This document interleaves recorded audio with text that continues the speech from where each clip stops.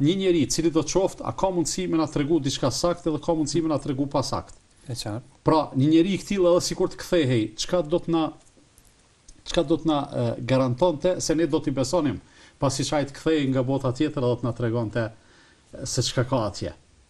Shumë më e fuqishme se të shkojë një njeri edhe të kthehet mbrapa të na tregoj, shumë më e fortë, shumë më bindse, është që krijuesi i kësaj bote, edhe i botës tjetër na ka treguar se çka ka atje, çka ka përtej. Pastaj në pyetjet tona. Besimin krijuesin nën kupton edhe këtë. Shif, disa njerëz edhe kjo vërtet është jo e logjikshme.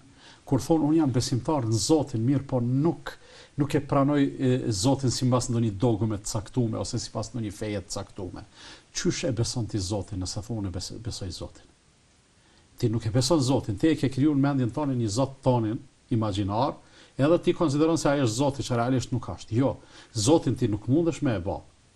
Zoti ekziston, Zoti të paraqitet ty. Ti Zotin nuk mundesh me e zgjedh, Zoti të zgjedh ty. Edhe në këtë rast Zoti pra besohet edhe konceptohet sipas asaj që Zoti u prezantohet njerëzve.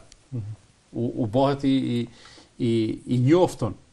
Kjo vetëm nëpërmjet shpalljes, përndryshe nuk kemi besim në Zotin. Ato janë vetëm pretendime, edhe me pas mundësi me hulumtu pak ma thellë, e sheh se në të vërtetë nuk meritojnë të quhen as koncepte, as bindje, as besim, as gjallë. Për krijesat i kemi të zgjedhurit e Zotit. Konkretisht e kemi pejgamberin sallallahu alaihi wasallam, të cilit Allahu i madhruar ja ka mundsuar me i ka dhënë çasje në disa pamje të botës tjetër. Dhe e ka pa xhenetin, e ka pa xhehenemin, i ka pa përjetimet. Tash ai na i ka rrëfy ato. Do thonë edhe janë transmetuar deri tek ne në mënyrë autentike. Do thonë i ka rrëfy pejgamberi sallallahu alajhi wasallam, e pastaj ato rrëfime janë transmetuar në mënyrë të saktë deri tek ne.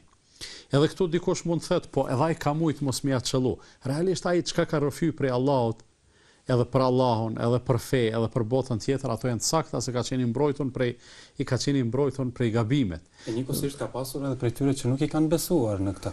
Po zotën kjo është ajo, si me thonë, esenca e besimit, që do të ketë të atill që besojnë edhe do të ketë të atill që mohojnë, se kështu ka qenë gjithmonë dunjaja. Edhe ne nuk mundemi me pretendu, e as nuk është e realizueshme që të ambushim mendjen të gjithëve. Dhe zotën, vetë ekzistimi i njerëzve që besojnë edhe mohojnë është dëshmia më e mirë se jo të gjithëve mund të mbushet mendja për gjëra të këtilla. Nuk e kanë arrit një gjë të tillë as pejgamberët e Allahut që kanë qenë njerëzit më të zgjedhur. Jo vetëm nga pikpamja e korrektësisë, por edhe nga pikpamja e saktësisë. Nuk mund unë me pretendu se unë jam më i Zoti më mush mendën njerëzve se ka qenë ndonjëri prej pejgamberëve të Allahut, në asnjë mënyrë jo. E derisa ata nuk ja kanë dalë, tash nuk më jasun me pretendu se do t'ja dalë, se njerëzit janë të ndryshëm edhe kështu Allahu i madhruar i ka krijuar të ndryshëm. Disa do të besojnë, disa do të mohojnë Zotin, edhe sikur të besonin të gjithë, nuk do të ishte sprovë besimi.